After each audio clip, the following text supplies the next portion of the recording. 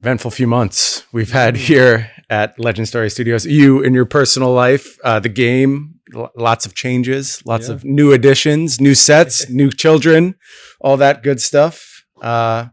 Exciting times for sure. Wild times, I would say. We have accomplished a tremendous amount in this short period. I go to Part the Mistveil to start with, launch in Japan, home runs all over the place.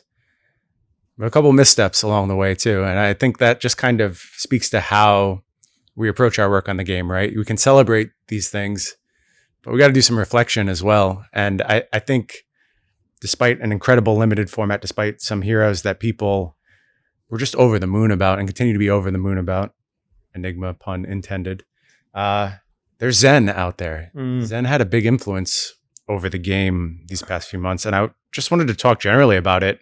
Obviously, we're going to get into the book bannings influenced by Zen, but what do you think you've generally learned about design in the aftermath of Zen? Firstly, these heroes that just have unbridled action points just need to be handled with extreme caution. So Ninja is the case study here. It is the go again class, and when you just can deploy all of your cards free of charge, we just need to be extra cautious with that class. I think Mechanologist somewhat fits into the same bucket as well. Although the safety valve, I guess, that we have with that class is just it's so you pretty much have to play mono Mechanologist. So it's just like there's a little bit of safety in that one. But obviously that had quite a big influence over the book bannings that we'll talk about soon. I think that the Zen situation was outside the scope of what we expected, and you've spoken to this a little bit before. A little bit of that has to do with the sequencing that things came through dev, where Nu was well refined internally, and as we saw in the real world, Nu was very good at keeping Zen in check, and so a lot of our internal data was, I think, shaped around this impression that Zen was okay because it's like Nu was the natural predator, and all was good. But I think one of the lessons from that as well is just that might be a fact, but players in the real world want agency to play the heroes that they like. They don't want to be like, well, you play Zen or you play Assassin, like here's your two options, go forth and play tournaments. But a bit of reflection on that as well. I think like an easy one to point the finger at is like, oh, you shouldn't make heroes or sips that like true to your deck. There may be some truth in that, but I think that when designing not only Zen but all three of the Mystic heroes, it's like there has to be some pretty juicy payoff for going on the inner chi quest, right? And you see it with Nu with the her hero ability, which looks over the top, and sometimes you just get to do disgusting stuff with it. But there's got to be some reward for going on that quest to find your inner chi, and I think that getting to search your deck for the combo card with Zen was a reasonable payoff for completing that quest. I think there were just moving parts around that just made it too good. If I'm being honest, I think that the misevaluation of Bonds of Ancestry was disappointing, just to be frank. But look, we've kind of dragged everyone over the coals on that enough already, so you just kind of gotta take your beatings and move on, I think, on that one. Yeah. Also, I would note that the part of the Mistveil development pipeline was more than a year ago in the past. We've come a long way since then. It's one of the things I think is hard as a game dev is like you do this work and then the world sees it a year later and then the world beats you up for the mistakes, and it's like I've come a long way since then. Yeah. Like we've moved on. So it can be a tough part of the job, I think. No, it's true. Yeah. They really don't get to see your present form at any point. We're always dealing with this lag where what we've learned isn't always going to be immediately put out there. Yep. And, I think we're seeing some instances of that with things like, the book bannings. There's some cards that continue to come out that maybe we would have played a little bit safer if we kind of had solidified these design principles a little bit more. Yep. But we're going to figure them out. We're going to work around them, and we're going to get everything in line as we move forward. But there's always this lag that since I've been in this business, it has been the most frustrating part of the job eternally. You just want to fix things immediately. You want answers right now. And players want that too. Yeah. And I get it. Like I've played TCGs for years and years. And sometimes it's really hard when you're living the life that is focused on the work the studio is doing, a year and a half, 2 years ago. You just want immediacy from the feedback. And it's not there a lot of the times. It's just the reality of the situation. But we've learned lessons. And I think one of the big lessons around Zen for me has to come around the Blitz format. As much as maybe Zen missed the mark a little bit in CC, I think the Blitz problem was actually larger. And I think it was a significant misstep from us. And I'm curious if you share that opinion. Yeah. So I actually want to apologize to our fans of Young Zen and Blitz in general. I think what happened with Young Zen was, to be frank, the worst fan consumer experience that the studio has ever delivered to the market. And I do sincerely apologize for that. I think it was awful. And look, we're going to be making some changes that I believe and I hope will remedy that and will instill some happiness back in the fans of Zen, fans around the world. But I do want to sort of talk a little bit to this point, because I think it's important to break it down into the different kinds of issues that were going on here. Firstly, there were some balance issues with Zen in the Blitz format. The deck was by far too powerful, too fast, and one of the mistakes that we made is we should have addressed that hero in the Blitz format when we made the July changes to CNC, when we banned yellow and blue bonds from CC. And look, I just I think takeaway from that is like we need to spend more time thinking about Blitz. Like that's just all it comes down to. We spend a lot of time thinking about and talking about CC, and we've spoken this before. We only have so much bandwidth in the studio, and kind of the trade-off has been that Blitz has been deprioritized. And to be honest, it's still going to be a disparity between our formats internally. CC will be the focus, but Blitz just needs more attention than at current, or it has in recent times. And we've spoken about this, and we're making changes internally to give it more attention, to give it more resources, to give it more love.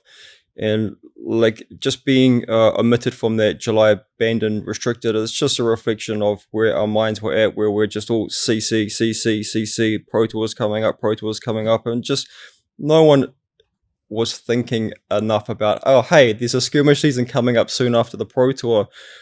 We need to check in on that format as well. Like, so that, I take a responsibility for that as well. Like, it needs to, I was part of the ban and restricted, committee during that July announcement. And, it's as much on me as anybody else, more on me, to be honest, than anybody else, because ultimately the buck stops with me. So I should have been thinking about Blitz, and I wasn't. So that was a mistake on my part regarding the format management. But the other piece, which I think is actually a bigger issue, was just the way that the Living Legend points were calibrated. Zen was the best deck in the format, undisputably, but he was best deck in format at about a 30% win rate, and that's like really quite normal, or certainly within the bounds of normality or reasonableness for a best deck in the format. So best deck in the format wins 30% of the events. Okay, nothing strange there. LLs in one season, LLs in 2 weeks. In fact, like that's the bigger issue. Yeah, and that is driving some changes to how we're going to be doing the LL points going forward. So starting from the next skirmish season, we're going to be having a fixed number of LL points per season, and that'll be the same for all of our seasonal programs. So the number of points will be announced prior to the start of the season, and then it will simply be divided by the number of events that actually are scheduled to run, officially sanctioned. We talk so much about how much modeling we've tried to do around these outcomes, and the reality is it's just not working. It's too challenging. Just not working. Yeah, so we need to kind of like go back to the drawing board, and I think this model is going to let us just have a lot more certainty in terms of outcomes, in terms of predicting metagames, and I think it's just better for players all around, honestly. I mean, just as the studio has grown as well, there's different departments taking care of different things, and there's the LL points are set. Well, they were set by the product team essentially, by design and development, and then we have the organized play team that actually goes out there and solicits these programs like Skirmish, and there can be some separation in what people, how people are thinking about these things. Like we set some numbers based on expected number of events, and then actual number of events that runs might be different than that. And particularly when we're having mixed format seasons as well, where Skirmish season was a mix between Blitz and Living Legion, and there isn't clarity when we're setting the points exactly what that ratio is going to pan out like. So there's all these variables that we just can't control, and just also our programs change over time as well. Like Skirmish fluctuates in the total number of events that are offered. Sometimes it's more, sometimes it's less, and there's all these variables that are going on which just start to break down when it's number of Living Legion points per event. But if we change the program, which we're going to, so it's a fixed number of Living Legion points for the entire season divided by the number of events that are sanctioned prior to the start of the season, with some rounding obviously, and I think it's going to give more stability. It's going to give more just confidence to the fans out there that their heroes are going to be around for a reasonable amount of time. So look, we will be making some announcements on fabtcu.com formalizing this and what these frameworks and what these programs look like. There will be some big announcements at the keynote in Osaka as well about some other things that we're working on regarding Blitz and Young Heroes more broadly. Still a little bit more work internally to do on that before we can share those details, but certainly a big part of that is a little bit of redemption for young Zen fans out there, and I hope that what we do puts things right. Yeah, and look, this isn't the self-flagellation podcast. We're not in the monastery right now beating ourselves up, but I think it's important that we reflect on these things and then we make cool, exciting things happen from the mistakes we make. And I think there's no greater example of that than the book bannings. I think, yes, there were some missteps in terms of pace of the format going on around early MST, but we responded in a really cool way. And I think we've left the game in a very, very good spot, a very healthy spot in terms of pace, in terms of these offensive overlaps that we talk so much. So I just wanted to dive in to that evolution a little bit, because it was, I think, one of the biggest, most focused undertakings the studio's ever had on the future of the game and investing in the future and setting things up to be successful for another 5, 10, 15 years. Yeah. When did this idea kind of first occur to you that we wanted to do something a little bit broader with this banned and suspended announcement and really look to tone down these fundamental things that were starting to shape the game in a way we didn't like? Yeah. I mean, firstly, I want to thank you and the dev team for putting so much work into that exploratory period.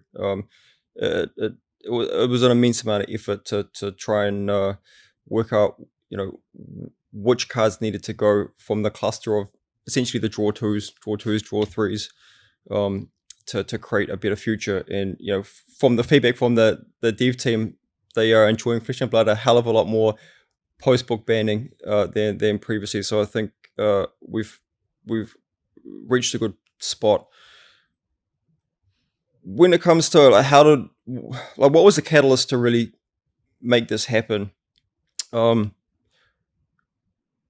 don't get to play as much Flesh and Blood as maybe people think, and that's really over to the devs to carry that part of the product journey.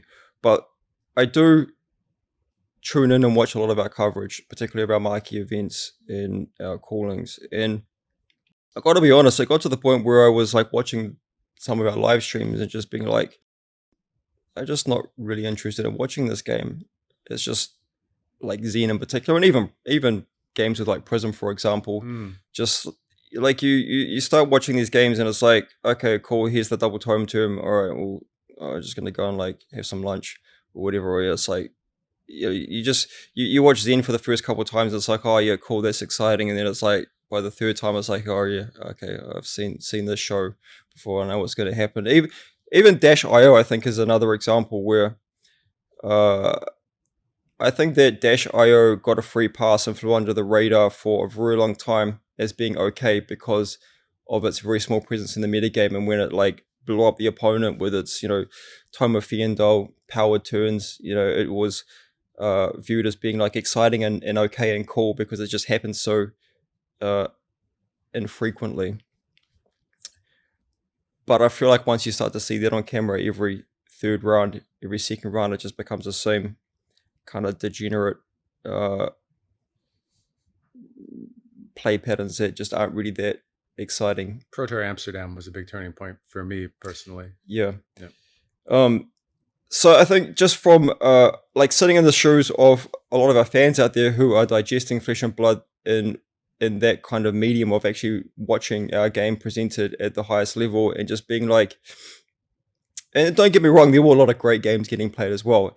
And I think that's kind of like illustrates the point more. It's like, okay, we have this cluster of games that are really high quality, really interactive, they're push and pull, they're great games. And then you have like this cluster over here, which is just not fun to watch.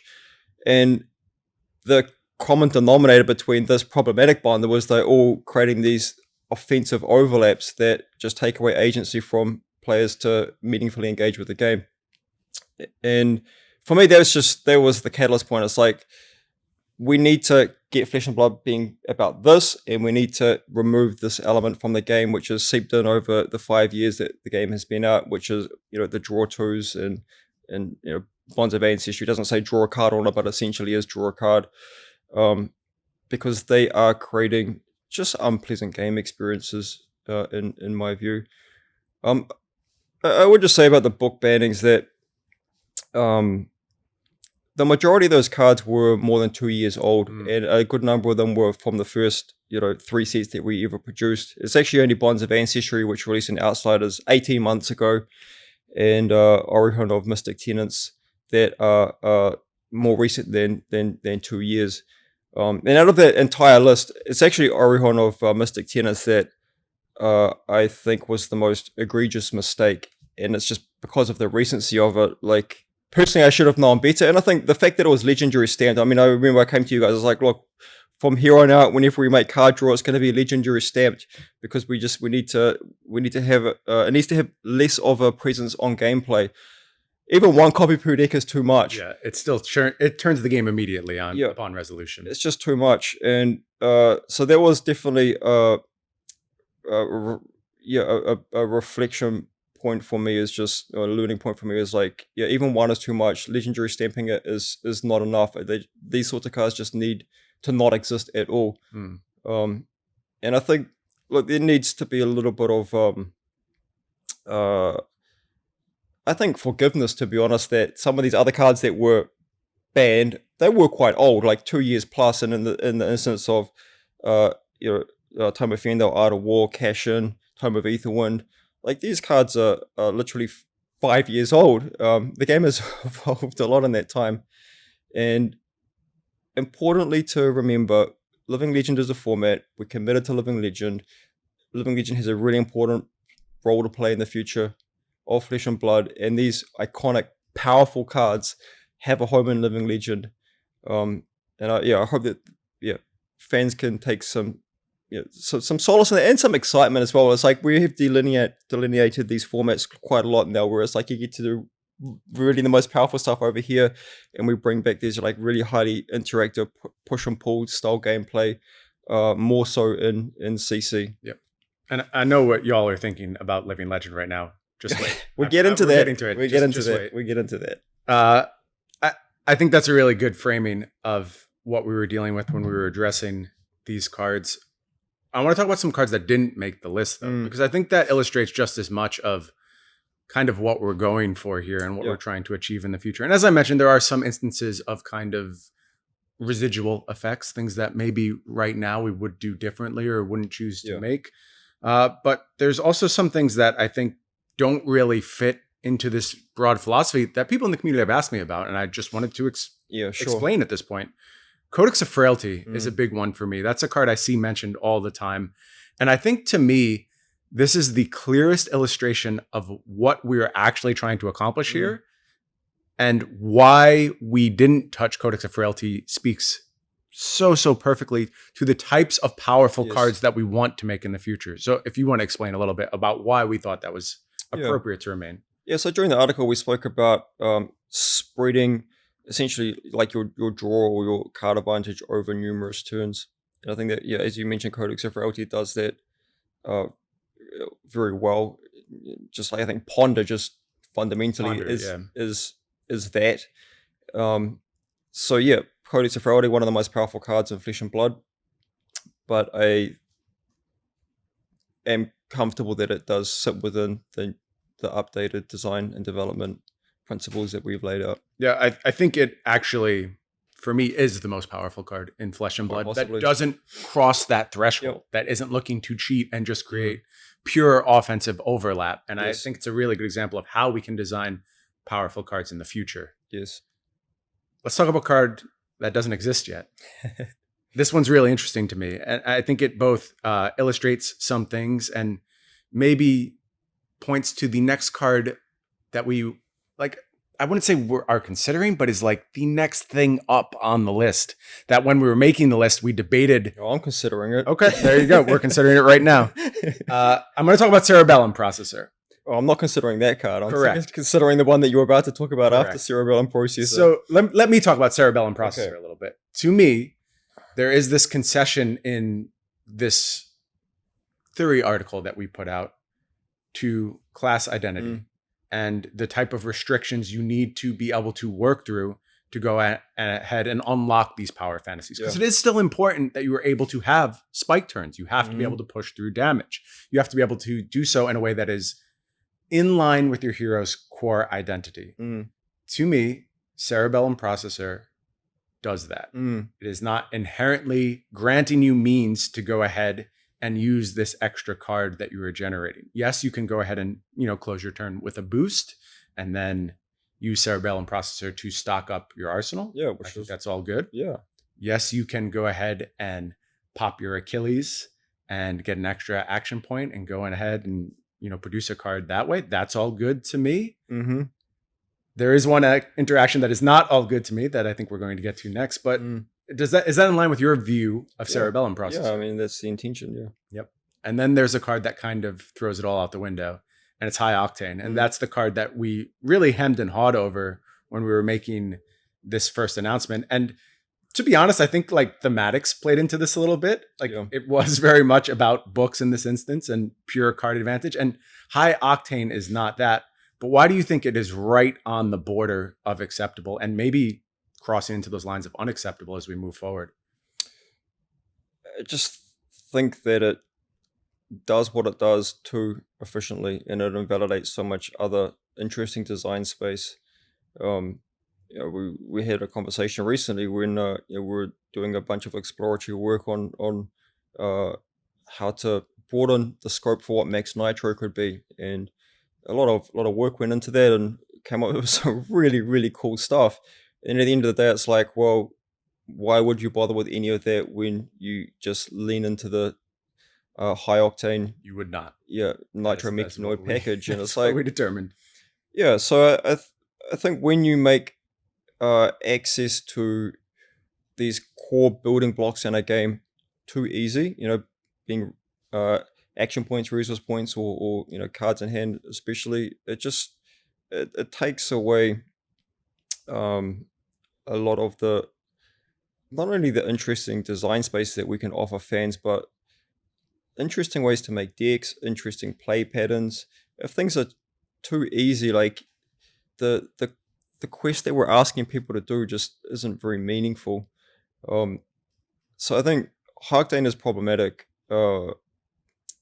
because it just makes access to action points too free and too easy, and there's more interesting ways that we can offer that quest to players in the future. And I think that the card needs to go at some point.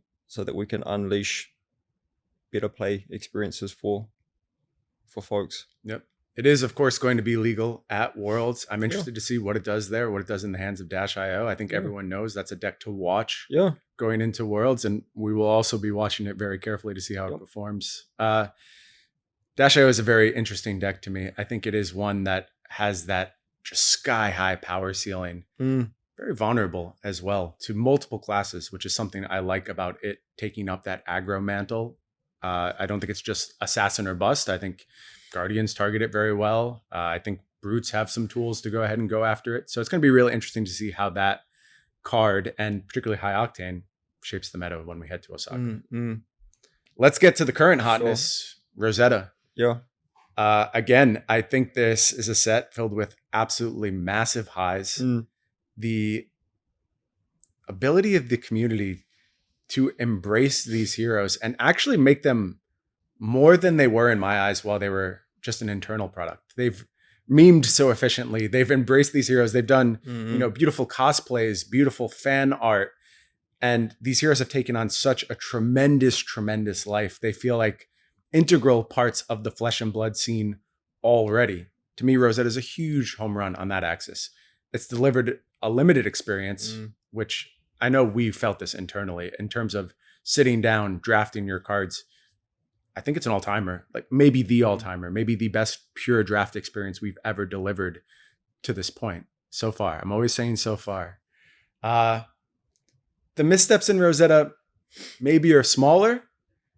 There is one that has had an outsized effect, though, on one particular format.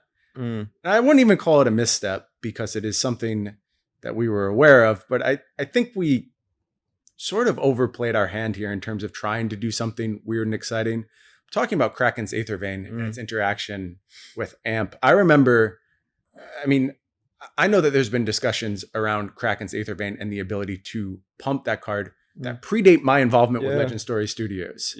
But I remember even in terms of going to Rosetta, you and I talking about this card and being like, should we let this happen? And we said, well, it's Living Legend. Let's see what happens. Let's see what they want to do. Let's see how decks want to adapt. We'll see what actually you can go ahead and produce with this card. The answer is you can produce a lot. And we're going to take some steps to address that. But tell me a little bit about your experience with Kraken's Aether Vein over the years. How high on your watch list was this card during its legality in CC specifically? Yeah, so I've got some good stories about Kraken's Aether Vein. We always knew that being able to buff Kraken's Aether Vein was a dangerous area to be playing, but an attractive area to be playing in as well. And even with Dynasty, we had an archetype that we're trying to build out around Kraken's Aether Vein, and we kind of like planted the seed with Illuvian Costellus in Uprising. Obviously only relevant in the arcane matchups, but that card reduced a staff by 3 as a kind of a nod to Kraken's Aether Vein. And then in Dynasty, we intended to release essentially an enchant staff type card that would buff Kraken's Aether Vein, and for it to like open up this new archetype for Icelander in particular.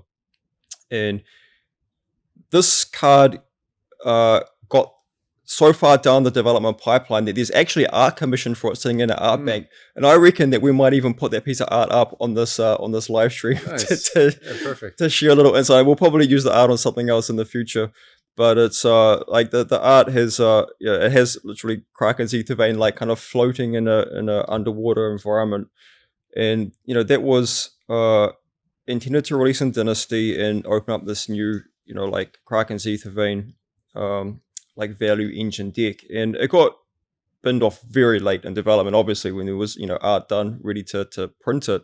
I think Jason Chung was ultimately the one that was like, nah, it's just not okay.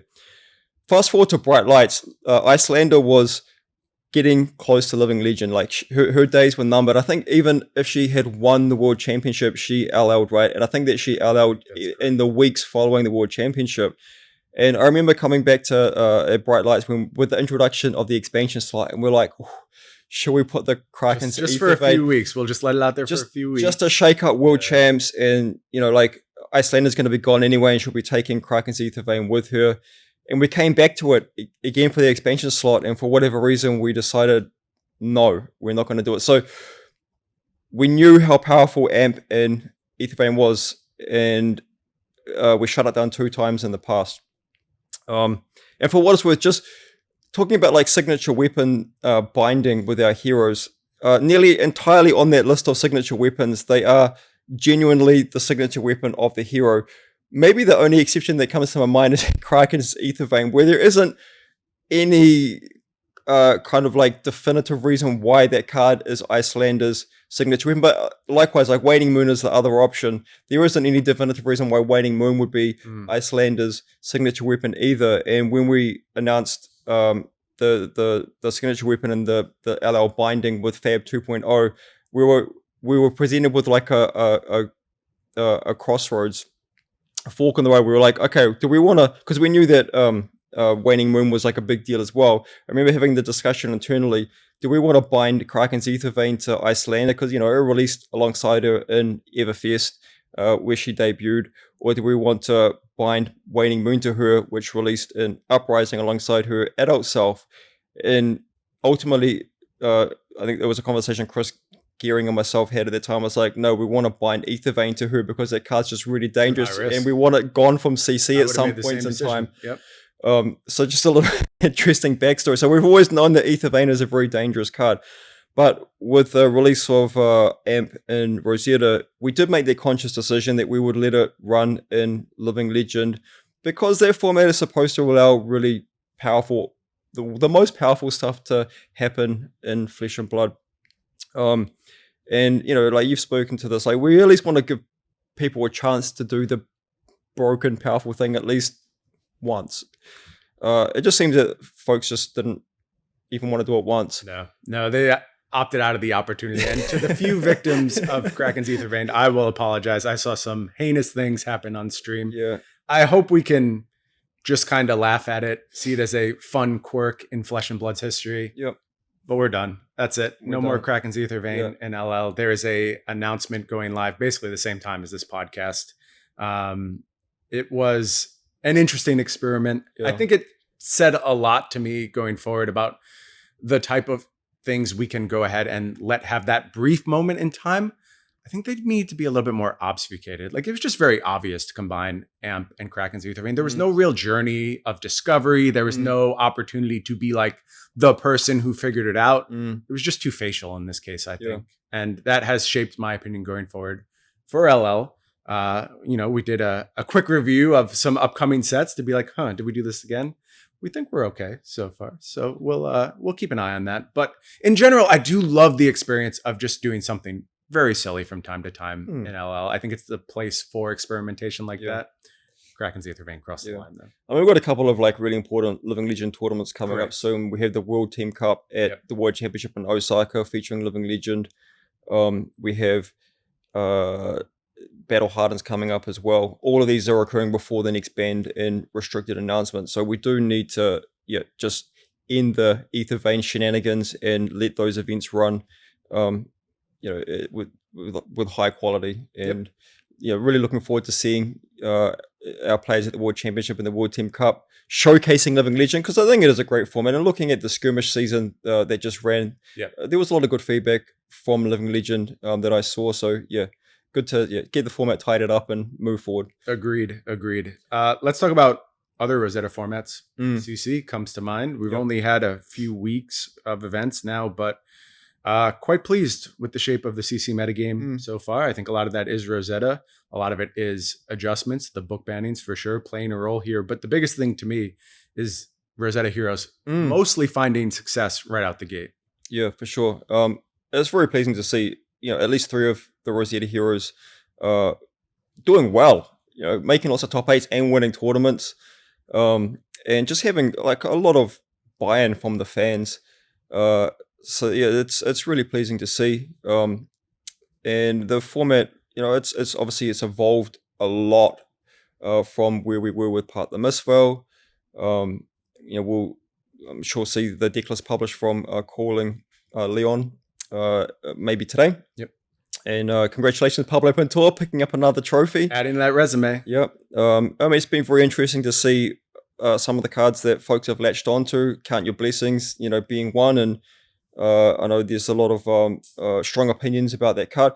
Folks, pick some damn Grave Keepings and Poison the Wells. I tried, James. I try to tell them. They don't like that advice. I don't know. Yeah, just... You have to adapt. You have to be willing to go ahead and include things that, frankly, were purpose designed to address these type of scenarios. Yeah. And this is how we view the game working. We view it as a spot where you do have to, include cards that maybe aren't that perfect example of efficiency. They don't have 3 blocks in the lower right-hand corner. They aren't exactly what your resource curve is calling for.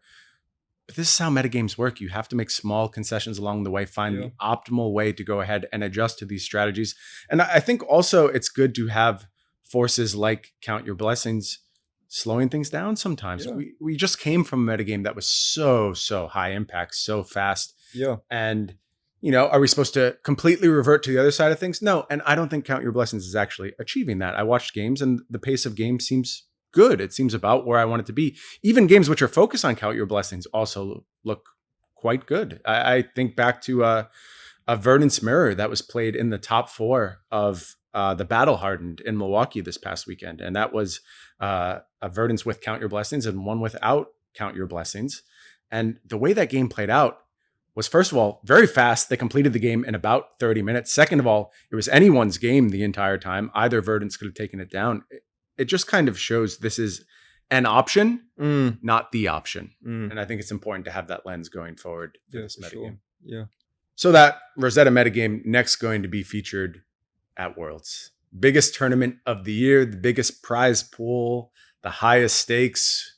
I love that Parade of Nations we do to kick things off. The vibe is just different for Worlds. What are you most looking forward to? I know we were all talking with Alex, our producer, about just things we're looking forward to in Japan. My first trip to Japan, Alex's first trip to Japan. I know a lot of community members getting to experience the same thing for the first time. Is there anything, I guess it can be in the tournament hall, but also outside the tournament hall that you're really looking forward to about this World's Championships? Yeah, I think you mentioned the Parade of Nations is always a massive highlight for me. Like, nothing symbolizes play the game, see the world more than seeing the national champions proudly carrying their flag down the aisle to the celebration and applause of their fellow countrymen and broadly the Flesh and Blood community. It's just that's a really special moment for me, a moment of great pride. I think that just seeing the Japanese players turn out on force. We've seen Shoma win Pro Tour Amsterdam.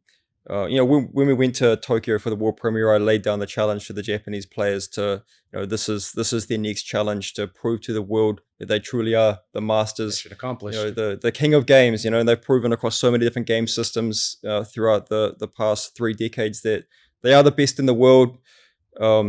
And Flesh and Blood was that next challenge for them, and Shoma didn't mess around. He he stepped up and took on the challenge. And took that crown home at the first possible opportunity in Amsterdam. So seeing his peers from Japan, to pick it up from where he started and see what they bring to the table. And Japanese players are renowned across multiple games for being innovative. They look at TCGs through a different lens. And we saw that with Shoma in Amsterdam. He came to the tournament one of two Azuris and took the whole thing down. So I'm really excited to see what Shoma and his fellow Japanese countrymen come to the tournament with, and if they bring some new innovation to shake up the metagame. I'm also just interested to see how this metagame sort of starts to take shape. We've already seen across the first few weeks some pretty big churn. Yep. Obviously, we're starting to establish some front runners. Enigma performing incredibly well, but does that open up some opportunities for the metagame to evolve again? We have the -IO Armory deck coming out. We know Cerebellum Processor is the real deal. That's going to shake things up. So it's always pleasing as a game designer to just see how the greatest minds in the world are interpreting the puzzle pieces that we give them. I'm also really curious to see how the draft format plays out as well. I know from our internal development that it rated very highly internally, and it was really exciting to see how different archetypes were discovered and optimized throughout that journey as well. So I'm curious to see whether some of those archetypes make it into the real world. There's one in particular. I don't want to spill the beans because I know it needs to be discovered, but that's it's a really exciting. It's not just archetype, but like approach to how you attack this format. And I think that if we see some top players discover that and deploy it on a stage like the World Championship, I think will be super exciting. Yep. And yeah, just I think jumping on planes and getting to travel the world and see beautiful places. Japan is a beautiful country. Osaka, exciting city. Kyoto, just a stone's throw away, 50 minutes on the train, just absolutely beautiful location. I do encourage all the folks who are traveling to Japan, particularly if you're going there for the first time, to make the time to go over to Kyoto and see that city. It's so historic. It's so beautiful. I was lucky to go there after the world premiere in Tokyo earlier this year. I took my family there for a couple of days holiday afterwards, and we had a fantastic time. So, look, it's obviously we're going to Japan to play Flesh and Blood at the World Championship, but take the opportunity 100%. to see the world at the same time. Agree. I'm going to head to Kyoto myself. I actually got tickets to the Nintendo Museum, which as a game designer, I owe so much of my love of games to Nintendo, so I'm really excited to check that out. But I'm really excited to see some Flesh and Blood as well. And now is the moment where we make predictions, James. We're only about 4 weeks out at this point. We're starting to get some clarity around the metagame. So I want 2 predictions from you. I want to know the winning hero, and I want to know the winning player. And I'll give you some time to think about it. I'll give you mine first. Man, put me on the spot. In terms of a player, here's where I'm looking. Europe has won a Pro Tour. Mm-hmm. US has won a Pro Tour. Mm-hmm. Asia has won a Pro Tour. Where's Oceania? Where's the home of Flesh and Blood? Where's New Zealand? Where's Australia? Where's this area of the world? Where is their major win? They do not have one yet. And I'm going to put my chips behind Nick Butcher in this instance. I knew you were going to.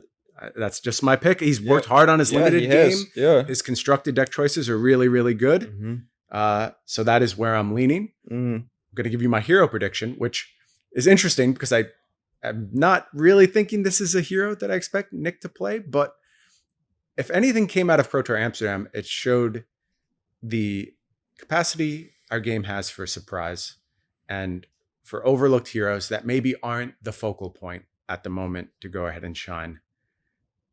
I'm going to pick Zen to win this Pro Tour. Okay. Which I know is really weird. Yeah. It's obviously a deck that has had... Didn't expect that, but had a lot of targeting at this point. It's lost a lot of powerful cards. Obviously, the focus of the last Pro Tour was on Zen. However, in terms of the decks that I expect to show up at this Pro Tour, I think Zen has good game into a lot of them. Plays Enigma really well. In terms of interacting with arcane damage, particularly Rune Chance, have my eyes on that 12 Pellet Kasaya, which is a very, very effective tool for stymieing Rune Chance. And we just saw Viserai with a big performance, a battle-hardened winning performance this past weekend. I think Viserai is going to re-enter the metagame as well. So I like a lot of things that Zen is doing right now, even if it isn't, kind of the focal point. I think that might be good for Zen to just kind of sneak in by surprise.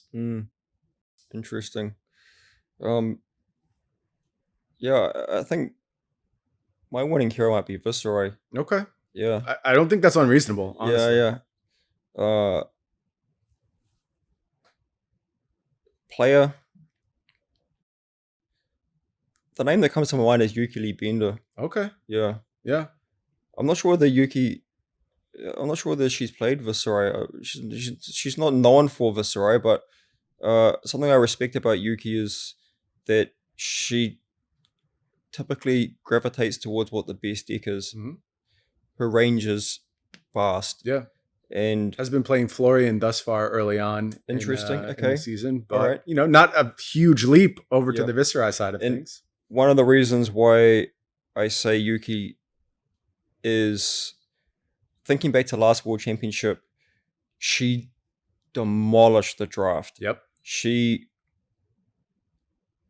understood that draft format maybe better than anybody. And I think that Rosetta has a lot of scope for draft mastery.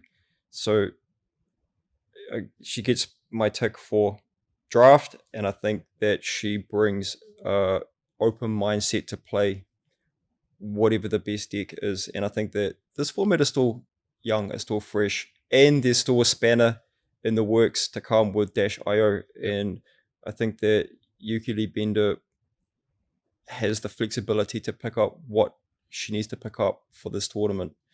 So she's my pick. I think it's a great pick. To your point, Xing Sang, who after he top 8'd Pro Tour Amsterdam, credited Yuki for teaching him a lot of what he needed to know about draft. I mean, just an absolutely top-notch player. She showed her prowess across so many formats. Yeah. And I think, honestly, a little underrated at this point. And she's obviously one of the names of the game. Yeah. But I think people sometimes sleep on just how good her results have been. She paced the field in Barcelona, remember? Yep. She finished top seed, right? I think that's a strong pick. Yeah. We'll have to see if we can set up a Nick versus Yuki battle in the finals so we can really sweat it out. But I know I'll be tuned in to the World Championships in Osaka. I won't miss a moment of it. In fact, I'll be there broadcasting it. I know you'll be there as well. You'll be doing signings, appearances, panels, all that good stuff. Absolutely. All weekend. Looking forward to it. Yeah. Keynote's going to be a banger. Yeah. A lot of good stuff in that keynote. Yeah. Any sneak peeks? A little sprinkling? Probably be announcing the next set, I reckon. Okay. Yeah. Be about time. We have the big, Blitz young hero announcements to come. So yeah, tune in for that, and some insight into what OP 2025 is going to look like. Some big stuff on that front. Yeah. Yeah. Okay. I tried to get as much as I could, folks. That's as good as I can do. You'll have to tune in to World Championships in Osaka, and we will see you there. And it's going to get the fist bump. The Phoenix rises. What an incredible display by Listen to this room right now. This room is erupting. celebrating our flesh and blood world champion.